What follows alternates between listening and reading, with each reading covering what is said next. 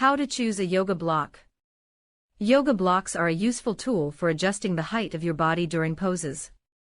Whether you practice sitting or standing, a yoga block can help you with proper posture and alignment.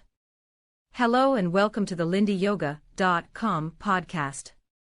When used properly, a yoga block can help reduce stress on your knees, shoulders and back. It can also help you strengthen your core while performing these exercises. The ideal yoga block should be firm and stable but not too rigid. Otherwise, it will not support the body properly and may be uncomfortable for some people. How to choose a yoga block. When choosing a yoga block, you need to pay attention to its size and stability. This is essential for smooth movements, as a solid block is harder to move and can be uncomfortable for some people.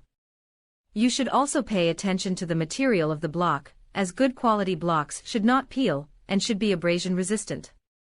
Also, a good yoga block should be easy to clean and store. When you start yoga, you should buy a foam block, which is softer and easier on your joints. However, keep in mind that foam blocks don't hold as much weight as wood or cork blocks. For this reason, you may want to consider other materials.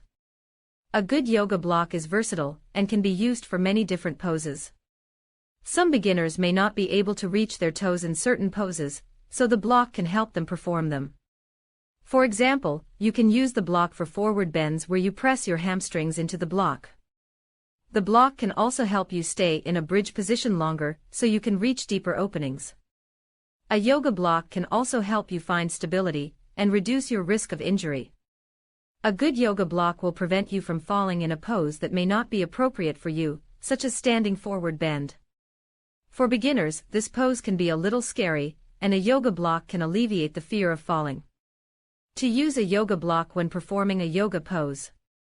If you want to do a yoga pose that requires you to fully extend your arms, a yoga block can be a great tool. It can also help you balance your hips. First, lie on your back with your palms facing up. Your heels and hips should also be flexed. Place the block on either side of your thighs with your knees slightly bent. If you have difficulty holding the pose, you can adjust the height of the block by holding it in front of your feet. When performing a yoga pose, a yoga block under your knees can help you reach the ground more easily, especially during forward and backward bends. It can also lengthen your spine, help you get higher in the poses, and help you develop your core strength and upper body. Using a yoga block is also a great way to modify poses for those who are less flexible. In addition to the physical benefits, using a yoga block will also make you feel better emotionally. It can take away your fear of some difficult poses, which can be especially helpful for beginners.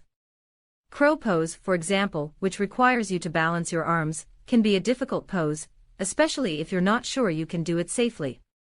Using a yoga block will help you overcome this fear. How to use a yoga block. Yoga blocks can be a great tool to help you achieve proper alignment in a pose. For example, placing a block under your knees in bridge pose will help you tighten your thighs and open your chest. Another useful use for a block is to support your lower back.